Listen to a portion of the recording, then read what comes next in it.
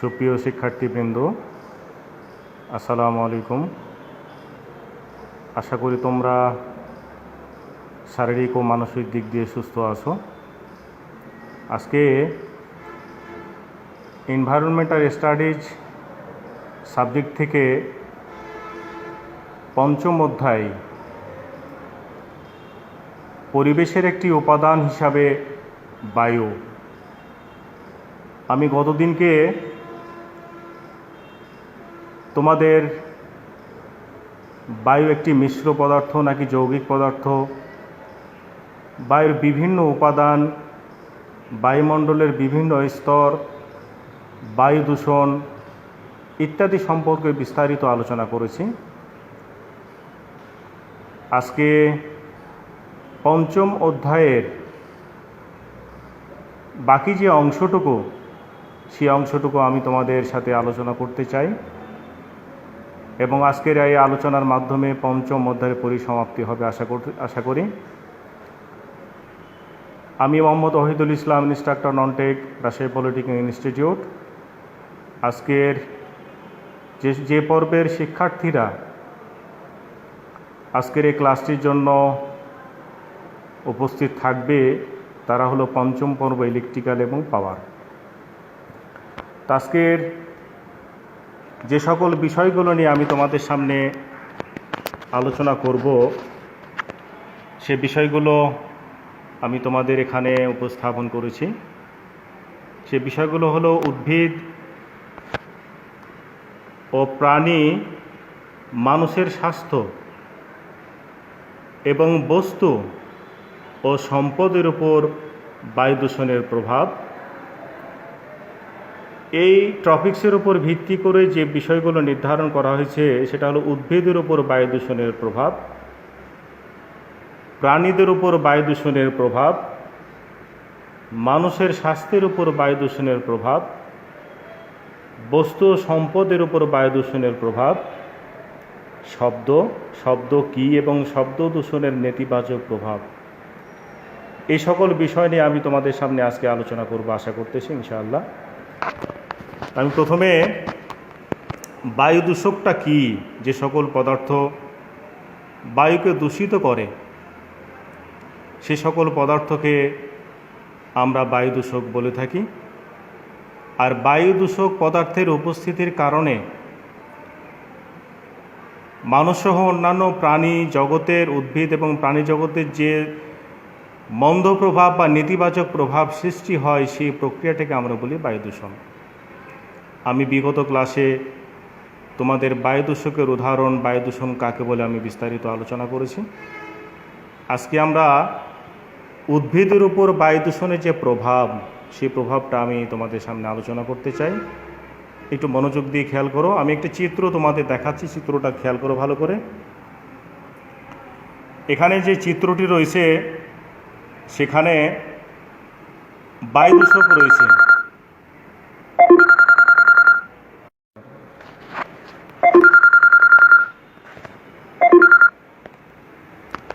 এখানে তোমাদের একটি চিত্র উপস্থাপন করা হয়েছে, একটু দেখার চেষ্টা করো। সেটা হলো বায়ু দূষণ, যেটা গ্যাসীয় পদার্থ, এরপরে পত্ররন্ধ্র দিয়ে আসে। এখানে বায়ু দূষক গ্যাসীয় কণাকার, যেটা ব্যাপন প্রক্রিয়া দিয়ে আসে। এখান থেকে উদ্ভিদ কোষ, পাতার যেটা প্যারেনকাইমা কোষে প্রবেশ করার পরে তোমরা দেখতে পাচ্ছ অ্যারো চিহ্নের মাধ্যমে উৎসেচককে নিষ্ক্রিয়করণ করে দেয়। এরপরে যে কারণটি তোমরা দেখতে পাচ্ছ সেটি হলো শারীরবৃত্তীয় কোষের মৃত্যু। প্রিয় শিক্ষার্থীবৃন্দ, বায়ু দূষক গ্যাসীয় পত্ররন্ধ্র যে কথাটি, সেই কথাটি আমরা ভালোভাবে উপলব্ধি করতে চাই, বুঝতে চাই। বায়ু দূষকের উদাহরণ তোমাদের কাছে জানা আছে। আসলে বায়ুতে যে কার্বন ডাইঅক্সাইড থাকে, সে কার্বন ডাইঅক্সাইড কিন্তু ব্যাপন প্রক্রিয়ায় উদ্ভিদ কিন্তু পাতার মাধ্যমে গ্রহণ করে। তোমরা একাধিকবার সালোক সংশ্লেষণের কথা জেনেছ। সালোক সংশ্লেষণ প্রক্রিয়া উদ্ভিদ কার্বন ডাইঅক্সাইড ব্যাপন প্রক্রিয়ায় বায়ু থেকে গ্রহণ করে। কিন্তু বায়ুতে যদি কোনো কারণে অন্যান্য গ্যাসীয় পদার্থের আধিক্য ঘটে, যেমন sulphur dioxide, nitrogen dioxide, carbon monoxide, এ সকল গ্যাসীয় পদার্থের আধিক্যের কারণে এ সকল বিষাক্ত পদার্থগুলো ব্যাপন প্রক্রিয়ার মাধ্যমে কিন্তু পত্ররন্ধ্রে পাতায় প্রবেশ করে যায়। আবার এখানে দেখো ডান দিকের যে বিষয়টি দেখো, বায়ু দূষক যেটা গ্যাসীয় এবং কণাকার যেগুলো আছে, অনেক সময় বায়ুতে কিছু রেডিও অ্যাক্টিভ পার্টিকেল থাকে, তেজস্ক্রিয় কণিকা থাকে, যে তেজস্ক্রিয় কণিকাগুলো উদ্ভিদ ব্যাপন প্রক্রিয়ায় কিন্তু পাতার মাধ্যমে গ্রহণ করে থাকে আর কি, এবং সেগুলো কিন্তু বিষাক্ত পদার্থ। তাহলে বায়ুতে অবস্থিত গ্যাসীয় এবং কণা জাতীয় যেগুলো হালকা পার্টিকেল, হালকা কণা, এই সকল পদার্থগুলো উদ্ভিদ ব্যাপন প্রক্রিয়ার মাধ্যমে পাতা কিন্তু অ্যাবজর্ব করে, শোষণ করে নেয়। শোষণ করলে ফলাফলটা কী দাঁড়াবে দেখো, উদ্ভিদ পাতায় যে প্যারেনকাইমা কোষ থাকে, সেই প্যারেনকাইমা কোষটা কী হয়, নিষ্ক্রিয় হয়ে যায়। এর ফলে উৎসেচক নিষ্ক্রিয়করণ হয়ে যায়। উৎসেচককে আমরা ইংলিশে এনজাইম বলি। আমরা যারা প্রাণী বা আমাদের আশেপাশে যে সকল উদ্ভিদ রয়েছে, তাদের দেহে কিন্তু বিভিন্ন ধরনের রাসায়নিক বিক্রিয়া সংঘটিত হয়। এই রাসায়নিক বিক্রিয়া সংগঠনের জন্য বিভিন্ন ধরনের এনজাইমের প্রয়োজন হয়। এনজাইমকে বাংলায় উৎসেচক বলা হয়। এই এনজাইম কিন্তু অনুঘটক হিসাবে কাজ করে, প্রভাবক হিসাবে কাজ করে। এই এনজাইম যদি নিষ্ক্রিয়করণ হয়ে যায় উদ্ভিদ এবং প্রাণী দেহে, তোমার আলটিমেটলি বিভিন্ন ধরনের যে রাসায়নিক বিক্রিয়া সংঘটিত হয়, সে রাসায়নিক বিক্রিয়াগুলো কী হয়, বাধাপ্রাপ্ত হয়ে যায়, অনেকাংশে সংঘটিত হয় না। তাহলে উৎসেচক যদি নিষ্ক্রিয়করণ হয়ে যায়, উদ্ভিদের যে শারীরবৃত্তীয় যে কোষ রয়েছে, সে কোষের মৃত্যু ঘটবে। আলটিমেটলি উদ্ভিদের এবং প্রাণীর স্বাভাবিক জীবনযাপন পূর্ণাঙ্গরূপে ব্যাহত হবে। আশা করি এই চিত্রের মাধ্যমে তোমরা আমাদের প্রাত্যহিক কর্মকাণ্ডের মাধ্যমে যে বায়ু দূষিত হয় তার নেতিবাচক প্রভাবগুলো তোমরা বুঝতে পেরেছ। তাহলে আমরা উদ্ভিদের উপর বায়ু দূষণের যে প্রভাব, সেটা মোটামুটি আমরা একটু বুঝলাম। এবারে আমি তোমাদের যে বিভিন্ন কম্পাউন্ডের বিভিন্ন উপকরণ, যে উপকরণগুলো বায়ুমণ্ডলকে দূষিত করে এবং উদ্ভিদের উপর নেতিবাচক প্রভাব সৃষ্টি করে, সেখান থেকে আমি কিছু বিষয় আলোকপাত করতে চাই। প্রথমে আসো সালফার ডাইঅক্সাইড। তোমরা জানো ইন্ডাস্ট্রি থেকে যে সকল গ্যাসীয় পদার্থগুলো বেরিয়ে যায়, তার মধ্যে সালফার ডাইঅক্সাইড অন্যতম। এই সালফার ডাইঅক্সাইড একটা অধাতব অক্সাইড। সালফার ডাইঅক্সাইডের পাশাপাশি কার্বন ডাইঅক্সাইড, এর বাইরেও নাইট্রোজেন ডাইঅক্সাইড, বিভিন্ন ধরনের অধাতব অক্সাইডগুলো গ্যাসীয় পদার্থরূপে বায়ুমণ্ডলে মিশ্রিত হয়। আর বায়ুমণ্ডলে যদি মিশ্রিত হয়, তাহলে এই সকল ক্ষতিকারক পদার্থগুলো ব্যাপন প্রক্রিয়ায় উদ্ভিদ দেহে পাতার মাধ্যমে, পত্ররন্ধ্রের মাধ্যমে প্রবেশ করে। তো একটু সালফার ডাইঅক্সাইডের যে নেতিবাচক প্রভাব উদ্ভিদের উপর, সেই বিষয়ে আমি একটু আলোকপাত করতে চাই। সালফার ডাইঅক্সাইড হলো একটি অতি পরিচিত উদ্ভিদ বিষ। একে বিষ নামে চিহ্নিত করা হয়েছে। উদ্ভিদের অধিক ঘনত্বে সালফার ডাইঅক্সাইড বিষক্রিয়া সৃষ্টি করে। সালফার ডাইঅক্সাইডের কম ঘনত্ব, যেমন 0.4 ppm দীর্ঘস্থায়ী প্রভাব ক্রনিক বিষক্রিয়া সৃষ্টি হয়, কিন্তু অধিক ঘনত্বের যেটা 4.4 ppm এর বেশি যদি হয়, তাহলে ক্ষণস্থায়ী প্রভাবে অ্যাকিউট বিষক্রিয়া সৃষ্টি হয়। সালফার ডাইঅক্সাইড গ্যাসের স্টোমাটার, যেটা পাতায় অবস্থিত, মাধ্যমে মেসোফিল কোষের প্রত্যক্ষ সংস্পর্শে আসে এবং পরবর্তী পর্যায়ে কোষে প্রবেশ করে। কোষে প্রবিষ্ট সালফার ডাইঅক্সাইড উদ্ভিদ কোষে বিষক্রিয়া সৃষ্টি করে। সালফার ডাইঅক্সাইড বিষক্রিয়াজনিত উপসর্গগুলো নিম্নরূপ। আমরা যে সালফার ডাইঅক্সাইডের কথা বললাম, তাহলে সালফার ডাইঅক্সাইড বায়ুমণ্ডলে যদি আধিক্য ঘটে, তাহলে যে নেতিবাচক প্রভাবগুলো সৃষ্টি হবে, সেটা আমরা দেখলাম। কি কি নেতিবাচক প্রভাব সৃষ্টি হতে পারে? 1 নম্বর হলো ক্লোরোসিস। ক্লোরোসিসটা হলো পাতায় যে ক্লোরোফিল অবস্থান করে, সে ক্লোরোফিলগুলো ধ্বংস করে দেয়। তাহলে এই সালফার ডাইঅক্সাইডে যদি বায়ুমণ্ডলে আধিক্য ঘটে, তাহলে কি হবে? ক্লোরোফিলের উপস্থিতি পাতাতে কমে যাবে। আর তোমরা জানো পাতাকে খাদ্য তৈরির কারখানা বলা হয়। এবং খাদ্য তৈরির জন্য বা শর্করা বা গ্লুকোজ উৎপাদনের জন্য উদ্ভিদকে অবশ্যই ক্লোরোফিল লাগবে, কিন্তু সালফার ডাইঅক্সাইড বায়ুমণ্ডল থেকে পত্ররন্ধ্রের মাধ্যমে পাতা অ্যাবজর্ব করার কারণে, শোষণ করার কারণে পাতায় ক্লোরোফিলের ঘাটতি হয়ে যায়।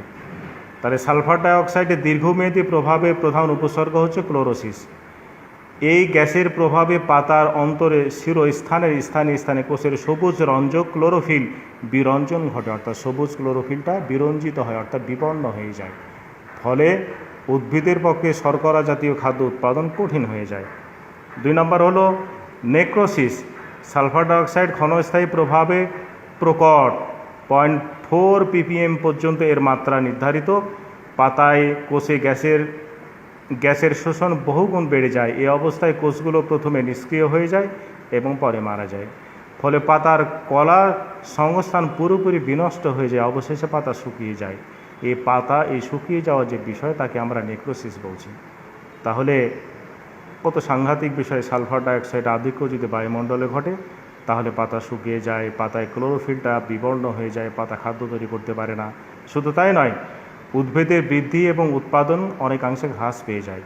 তাহলে আমাদের প্রাত্যহিক কর্মকাণ্ডের মাধ্যমে যে বায়ুমণ্ডলে আমরা সালফার ডাইঅক্সাইড অবিবেচকের মতো ফেলে দিচ্ছি, ছেড়ে দিচ্ছি, তাকে পরিশোধন ছাড়াই এর নেতিবাচক প্রভাব কিন্তু উদ্ভিদের ওপর পড়ে যাচ্ছে। এরপরে আসো হাইড্রোজেন ক্লোরাইডের বিরূপ প্রভাব। হাইড্রোজেন ক্লোরাইড আমরা উদ্ভিদের ওপর বায়ু দূষণের যে নেতিবাচক প্রভাবগুলো, সেগুলো আলোচনা করছি। পয়েন্ট নাম্বার 1, সেখান থেকে দেখো হাইড্রোজেন ক্লোরাইডের বিরূপ প্রভাব। এখানেও এই ধরনের কথাগুলো আসছে যে হাইড্রোজেন ক্লোরাইড গ্যাস এটা নির্দিষ্ট মাত্রায় যদি বায়ুতে অবস্থান করে তাহলে কোনো ক্ষতি হবে না, কিন্তু এর বাইরে যদি অবস্থান করে তাহলে বিভিন্ন ধরনের প্রতিক্রিয়ার সৃষ্টি হতে পারে। তাই তোমরা হাইড্রোজেন ক্লোরাইডের প্রভাব, ওজোন গ্যাসের বিরূপ প্রভাব, তারপরে ধোঁয়াশার বিরূপ প্রভাব, এই ধরনের কিছু প্রভাব আছে। কথাগুলো প্রায় কাছাকাছি, তোমরা একটু বই পুস্তক থেকে দেখে নিবা, আশা করি বুঝতে পারবা।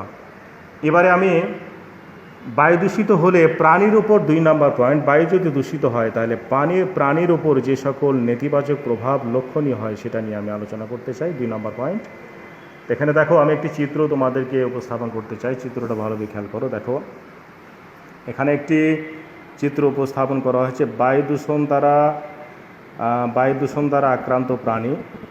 এখানে দেখো একটা ইন্ডাস্ট্রির চিহ্ন তোমরা দেখতে পাচ্ছ। আমরা সাধারণত আশেপাশে আমাদের পারিপার্শ্বিক পরিবেশে ইটভাটা, বিভিন্ন ধরনের ইন্ডাস্ট্রি থেকে গ্যাসীয় পদার্থ আকারে যে সকল পদার্থ বেরিয়ে যায় ধোঁয়ার মাধ্যমে, সে সকল দেখতে পাচ্ছি। চিমনি থেকে নিঃসৃত ধোঁয়া এবং অন্যান্য দূষক পদার্থ। অনেক সময় বিদ্যুৎ প্লান্ট থেকে যদি আমরা বিদ্যুৎ উৎপাদন করতে চাই, সেখান থেকে অনেক সময় কিছু তেজস্ক্রিয় পদার্থ বায়ুমণ্ডলের সাথে মিশে যায়। তো দেখো এই সকল তেজস্ক্রিয় পদার্থগুলো আবার পুকুরে প্রবেশ করছে। দেখো পুকুরে প্রবেশ করছে, আবার তৃণভূমিতে চলে আসছে। রেডিও অ্যাক্টিভ পার্টিকেলগুলো হালকা প্রকৃতির বিধায় এরা বায়ুতে ভাসতে থাকে এবং একটা সময় এরা আবার ভূপৃষ্ঠে পতিত হয়। তাহলে রেডিও অ্যাক্টিভ বা তেজস্ক্রিয় কণাগুলো মাটিতে পড়লে উদ্ভিদ সেটা তার মূলরোমের সাহায্যে সেটাকে অ্যাবজর্ব করলো। যদি মূলরোমের সাহায্যে অ্যাবজর্ব করে, শোষণ করে, তাহলে আলটিমেটলি উদ্ভিদ যে শর্করা জাতীয় খাদ্য তৈরি করবে, সেই শর্করা খাদ্যের মধ্যে এই সকল রেডিও অ্যাক্টিভ বা তেজস্ক্রিয় মৌলগুলো অবস্থান করবে এবং প্রাণীরা সেখানে ভক্ষণ করলে, তোমরা জানো উদ্ভিদ আর শর্করার একটা অংশ নিজেরা ভক্ষণ করে, বাকি সঞ্চিত অংশগুলো প্রাণীকুল ভক্ষণ করে থাকে। তাহলে আলটিমেটলি উদ্ভিদ দেহে এই সকল তেজস্ক্রিয় কণাগুলো প্রবেশ করলো এবং পরবর্তীতে প্রাণীদেহ প্রভাব লক্ষণীয়। এভাবে প্রতিনিয়ত আমরা তেজস্ক্রিয় কণার মাধ্যমে, বায়ু দূষণের মাধ্যমে আমাদের প্রাত্যহিক জীবনে উদ্ভিদ, আমাদের পরিবেশকে আমরা বিষিয়ে তুলতেছি। তাহলে প্রাণীর উপর বায়ু দূষণের প্রভাব সম্পর্কে তোমরা একটা মোটামুটি ধারণা পেয়েছো। এবার আসো সালফিউরিক অ্যাসিড এবং নাইট্রিক অ্যাসিড। এই সকল যে চিমনি দেখছো, সেখান থেকে যে সকল গ্যাসীয় পদার্থগুলো বেরিয়ে যায়, সেগুলো আমি আগেই বললাম সালফার ডাইঅক্সাইড, সেগুলো আছে কার্বন ডাইঅক্সাইড, আছে নাইট্রোজেন ডাইঅক্সাইড। এই সকল গ্যাসীয় পদার্থগুলো বায়ুতে মিশে যায়। বায়ু জলীয় বাষ্পের সাথে এগুলো বিক্রিয়া করে করেসপন্ডিং তোমার অ্যাসিড তৈরি করে, সালফার ডাইঅক্সাইড সালফিউরিক অ্যাসিডে পরিণত হয়, নাইট্রোজেন ডাইঅক্সাইড নাইট্রিক অ্যাসিডে পরিণত হয় অথবা নাইট্রাস অ্যাসিডে পরিণত হয়, কার্বন ডাইঅক্সাইড কার্বনিক অ্যাসিডে পরিণত হয়। এই সকল অ্যাসিডগুলো আবার ভূপৃষ্ঠে পতিত হয় বৃষ্টি পানির মাধ্যমে, যাকে আমরা অ্যাসিড রেন বা অম্ল বৃষ্টি বলে থাকি। তো এর মাধ্যমে প্রাণীগুলোর প্রভূত ক্ষতি সাধিত হয়। আমরা প্রাণীর উপর বায়ু দূষণের প্রভাব বিস্তারকারী যে নিয়ামকগুলো, সেই নিয়ামকগুলো আমি একটু আলোচনা করতে চাই তোমাদের সামনে।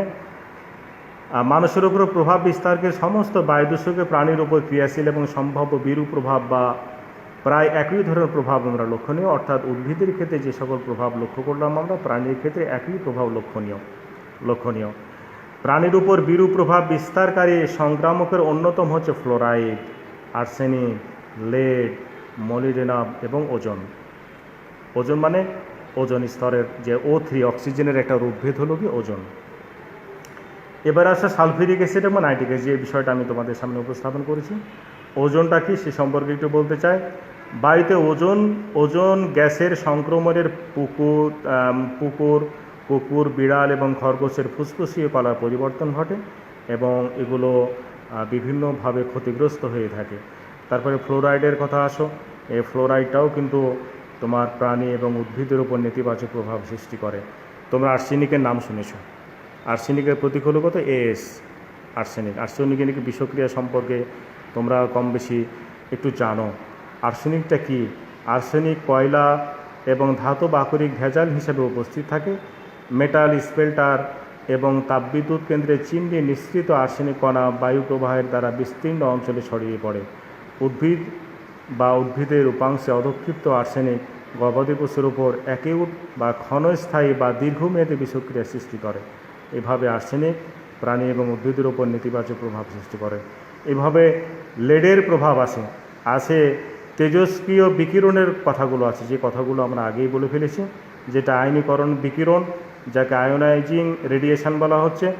এখানে ক্যান্সার, সংক্ষিপ্ত আয়ুষ্কাল এবং জিনের মিউটেশনের মতো মারাত্মক ক্ষতি সৃষ্টি হতে পারে। এবারে আসো 3 নম্বর পয়েন্ট হলো মানুষের স্বাস্থ্যের উপর বায়ু দূষণের প্রভাব। এখানে দেখো, প্রথমে আমরা ধূমপানের কথা বলি। তোমরা জানো smoking is injurious to health, ধূমপান স্বাস্থ্যের জন্য ক্ষতিকর। কিন্তু আমরা অনেক সময় এটাকে ফ্যাশন হিসাবে নিয়েছি। আমাদের ছাত্ররা, উঠতি বয়সের ছেলেরা এই ধূমপানের সাথে অ্যাডিক্টেড হয়ে পড়ে অনেক সময়, এবং তারা আর্থিকভাবে অনেক অপচয় করে, যার আলটিমেটলি কুফল আমাদের যারা গার্ডিয়ান, যারা অভিভাবক, তাদের উপর চলে আসে। তো আমি আশা করব ধূমপানের মতো একটা ব্যাড হ্যাবিট তোমাদের যেন তৈরি না হয়। ধূমপান স্বাস্থ্যের জন্য ক্ষতিকর। আমি একটি ছোটোবেলায় একটা ছন্দ পড়ছিলাম যে ধূমপান বিষপান লয়ে যাবে শত যান, অর্থাৎ ধূমপানটা একটা বিষপানের সমতুল্য। এই ধূমপানের মাধ্যমেও কিন্তু বায়ুমণ্ডল দূষিত হয়। ধূমপানের ধোঁয়া এবং মানব স্বাস্থ্যের জন্য ধূমপান অত্যন্ত ভয়াবহ পরিণতি সৃষ্টি করে। ধূমপানের ফলে ক্যান্সার, তারপরে লাংসের ক্ষতি, বিভিন্ন ধরনের উপসর্গ, এই ধরনের নেতিবাচক প্রভাব লক্ষণীয় মানব স্বাস্থ্যের উপর। তো তোমরা একটু ধূমপান সম্পর্কে একটু দেখবা। এরপরে আমরা দেখতে চাই যে বস্তু এবং সম্পদের উপর বায়ু দূষণের প্রভাবটা কি। 4 নম্বর পয়েন্ট দেখো, 4 নম্বর, বস্তু এবং সম্পদের উপর বায়ু দূষণের প্রভাব। তাহলে বায়ু একটা পরিবেশের এমন একটা গুরুত্বপূর্ণ উপাদান, সেটা যদি কোনো কারণে দূষিত হয়, এর প্রভাব উদ্ভিদ, প্রাণী সবার উপর এটা লক্ষণীয়। এখানে খেয়াল করো যে বস্তু এবং সম্পদের উপর বায়ু দূষণের প্রভাব। বায়ু দূষণের প্রভাব বস্তু এবং সম্পদের ক্ষতি করে। বস্তু ও সম্পদের বায়ু দূষকের মধ্যে অন্যতম হচ্ছে ধোঁয়া, ধূলিকণা, sulphur dioxide, ozone, hydrogen chloride, nitrogen dioxide, যেগুলো আমি আগেই তোমাদের আগে বলেছি। তো বস্তুর উপর প্রভাবের মধ্যে প্রথমে আসে ধাতু, যেটা মেটাল। তোমরা জানো একখণ্ড লোহাকে তোমরা যদি বাইরে ফেলে রাখো, কিছুদিনের মধ্যে মরিচা পড়ে যায়। একে আমরা কোরোসান বলি। তো মেটালে যে হয় সেটা দেখো যে বায়ু দূষণের প্রভাবে আয়রন, স্টিল, অ্যালুমিনিয়াম, জিঙ্ক এবং কপারের ক্ষয় ঘটে। এছাড়া কয়েকটি ক্ষেত্রে ধাতু মরিচে ধরে বিবর্ণ হয়ে যায়। ধাতুর ক্ষয় এবং বিবর্ণতা সৃষ্টিকারী প্রধান বায়ুদূষক হচ্ছে sulphur dioxide, hydrogen sulphide particulate, sulphur dioxide বায়ুর অক্সিজেনের সাথে বিক্রিয়া করে সালফার ট্রাইঅক্সাইডে রূপান্তরিত হয়। পরবর্তীতে সালফার ট্রাইঅক্সাইড আবার সালফিউরিক অ্যাসিডে রূপান্তরিত হয়। উৎপন্ন সালফিউরিক অ্যাসিড ধাতুর উপর ক্রিয়া করে ধাতুর ক্ষয় এবং উজ্জ্বলতা অনেক সময় কমায় দেয়।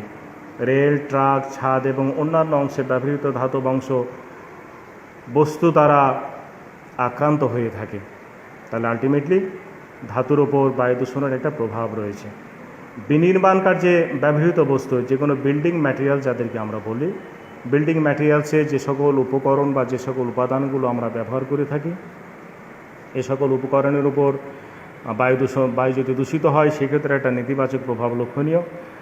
Sulphur dioxide, carbon dioxide, particulate, এই তিনটি বায়ু দূষকের প্রভাবে নির্মাণ কার্যে ব্যবহৃত বস্তু যেমন পাথর এবং কংক্রিট, ইট, মার্বেল প্রভৃতি বিবর্ণ হয়, পৃষ্ঠতল ক্ষয়ে যায় এবং অপনোদিত হয়। সালফার ডাইঅক্সাইড উদ্ভূত সালফিউরিক অ্যাসিড প্রভাবে চুনাপাথর, যাকে ক্যালসিয়াম কার্বনেট বলা হয়। Calcium sulphate, gypsum calcium sulphate দুই অণু পানি উৎপন্ন করে। উভয় যৌগ পানিতে দ্রবণীয় হয়, চুনাপাথর বৃষ্টিতে পানিতে বিনষ্ট হয়। এছাড়া কার্বন ডাইঅক্সাইড উদ্ভূত কার্বনিক অ্যাসিড প্রভাবে পানিতে দ্রবণীয় বাইকার্বনেট উৎপন্ন হওয়ার কারণে চুনাপাথর নষ্ট হয়ে যায়। উল্লেখ্য, বর্তমানে আগ্রা তাজমহলের মার্বেল বায়ু দূষণের কারণে এর যা গ্লেজ, এর যা উজ্জ্বলতা, সেটা অনেকাংশে লোপ পেয়েছে। রঙের উপরে নেতিবাচক প্রভাব রয়েছে। সেই একই উপাদানগুলো sulphur dioxide, hydrogen sulphide, particulate, ozone প্রভৃতি বায়ু দূষকের প্রভাবে পেইন্ট, যেটা রং পেইন্ট বা ভার্নিশ যাকে আমরা বলি, বিবর্ণ এবং অমসৃণ অনেক ক্ষেত্র বিশেষে এটাকে নষ্ট করে দেয়। এবার রাবারের চিট ধরায়, চামড়া শিল্পে ক্ষতি সাধন করে, কাগজের উপর নেতিবাচক প্রভাব লক্ষণীয়। তারপর টেক্সটাইল শিল্পে এর একটা নেতিবাচক প্রভাব রয়েছে, কাঁচ এবং সিরামিক শিল্পেও এর নেতিবাচক প্রভাব রয়েছে। তাহলে বায়ু যদি দূষিত হয়, বায়ু দূষণের প্রভাবটা কেবলমাত্র উদ্ভিদের উপর নয়, উদ্ভিদের সাথে প্রাণী এবং আমাদের প্রাত্যহিক জীবনে যে সকল বস্তু আমরা ব্যবহার করি, আমরা উৎপাদন করি, তার উপর নেতিবাচক প্রভাব বায়ু দূষণের ফলে লক্ষণীয়। এরপরে আসো শব্দটা কি, লাস্টার বাবরা, শব্দ এবং শব্দ দূষণের নেতিবাচক প্রভাবটা কী, শব্দটা কী? তোমরা ফিজিক্সে পড়েছ, শব্দ এক প্রকার শক্তি যা কোনো কম্পনশীল বস্তু থেকে উৎপন্ন হয়ে জড় মাধ্যমের মধ্য দিয়ে সঞ্চালিত হয়ে আমাদের কানে পৌঁছে শ্রবণে অনুভূতি জাগায় বা জাগানোর চেষ্টা করে, তাকে আমরা শব্দ বলি। এই শব্দ যদি কোনো কারণে দূষিত হয়, সেটা প্রাণীর জন্য চরম ক্ষতির কারণ হয়ে দাঁড়ায়। সেখান থেকে তোমরা একটু পড়ে নিবা। আমরা শব্দকে আমরা দুই ভাগে ভাগ করেছি, একটা হলো শ্রবণযোগ্য শব্দ এবং শ্রবণ অযোগ্য শব্দ। যদি শব্দের কম্পাঙ্ক 20 থেকে 20,000-এর মধ্যে হয়, তাহলে বস্তু থেকে যে শব্দ উৎপন্ন হয় সে শব্দ কেবল আমরা শুনতে পাই। এই 20-এর নিচে অথবা 20,000-এর উপরে যদি শব্দের কম্পাঙ্ক থাকলে সেই শব্দ আমরা শুনতে পাই না। যেটা আমরা শুনতে পাই তাকে শ্রবণযোগ্য শব্দ বলা হয়, আর যেটা শুনতে পায় না তাকে বলা হয় শ্রবণ অযোগ্য শব্দ আর কি। এভাবে শব্দের মাধ্যমেও কিন্তু প্রাণীর ওপর মন্দ প্রভাব সৃষ্টি করে। প্রথমত আমরা প্রাণীর, যেমন আমাদের মানব মণ্ডলীর কথা বলি, হৃদয় সংবহনতন্ত্রের উপর প্রভাব, যেটা ইফেক্ট অন ভাস্কুলার সিস্টেম, এর উপর প্রভাব সৃষ্টি করে। রক্তের উপর প্রভাব সৃষ্টি করে। রক্তের উপর প্রভাবগুলো হলো সুরবিহীন শব্দের প্রভাবে রক্তের উপাদান সম্পর্কীয় নিম্নরূপ পরিবর্তন লক্ষ্য করা যায়, যেটা হাইপোক্যালিমিয়া, রক্তের ক্যালসিয়ামের মাত্রা কমে যাওয়াকে বলা হয় হাইপোক্যালিমিয়া। সুরবিহীন স্পন্দন রক্তে ক্যালসিয়ামের পরিবর্তন ঘটাতে সহযোগিতা করে। তারপরে হাইপোগ্লাইসেমিয়াটা হলো রক্তে গ্লুকোজের যেটা স্বাভাবিক মাত্রা, সেই স্বাভাবিক মাত্রা যদি কোনো কারণে কমে যায় তাহলে তাকে আমরা হাইপোগ্লাইসেমিয়া বলি। তাহলে শব্দের দূষিত শব্দ অর্থাৎ শব্দ কম্পাঙ্কের পরিমাণটা যদি বেড়ে যায় তাহলে এ সকল প্রভাব মানবদেহে লক্ষণীয়। আশা করি শব্দ কি, তারপরে শব্দ আমাদের মানবমণ্ডলীর ওপর, উচ্চ শব্দ আমাদের মানবমণ্ডলীর ওপর আরও বিভিন্ন ধরনের প্রভাব সৃষ্টি করে, সেগুলো তোমরা একটু বই থেকে দেখে নিবা। তাহলে শব্দ এবং শব্দ দূষণের নেতিবাচক প্রভাব সম্পর্কে আমরা আলোচনা করলাম। আশা করি আজকের এই আলোচনা থেকে উদ্ভিদের উপর, প্রাণীর উপর, মানুষের স্বাস্থ্যের উপর, বস্তু এবং সম্পদের উপর বায়ু দূষণের যে প্রভাব, সেই প্রভাবগুলো আমরা স্পষ্ট বুঝতে পারলাম এবং এই আলোচনার মাধ্যমে আমরা পঞ্চম অধ্যায়ের পরিসমাপ্তি ঘোষণা করলাম।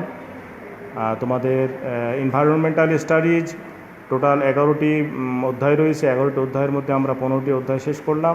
তোমরা একটু মানসিকভাবে প্রস্তুতি রাখবে, যে কোনো সময় মিড টার্ম পরীক্ষা অনুষ্ঠিত হতে পারে এবং কোভিড-19 এর নেতিবাচক প্রভাবের কারণে তোমাদের সেমিস্টার 6 মাসে থাকলেও এটাকে 4 মাসে নামিয়ে আনা হয়েছে। যে কোনো মুহূর্তে মিড টার্ম পরীক্ষার পরেই কিন্তু তোমাদের ফর্ম ফিল আপ অনুষ্ঠিত হবে, ফর্ম ফিল আপের পরেই কিন্তু ফাইনাল পরীক্ষা অনুষ্ঠিত হবে। এই সাবজেক্টটি যদিও কঠিন নয়, তারপরে A+ প্রাপ্তির জন্য যথেষ্ট মেহনত করতে হবে তোমাদের। আশা করি তোমরা এই সাবজেক্টের উপর উপযুক্ত পরিচর্যা নেবে এবং সবাই A+ প্রাপ্তির আকাঙ্ক্ষা পোষণ করবে। সবাই ভালো থেকো, সুস্থ থেকো, এই আশাবাদ ব্যক্ত করে আজকের ক্লাস শেষ করছি। আসসালামু আলাইকুম।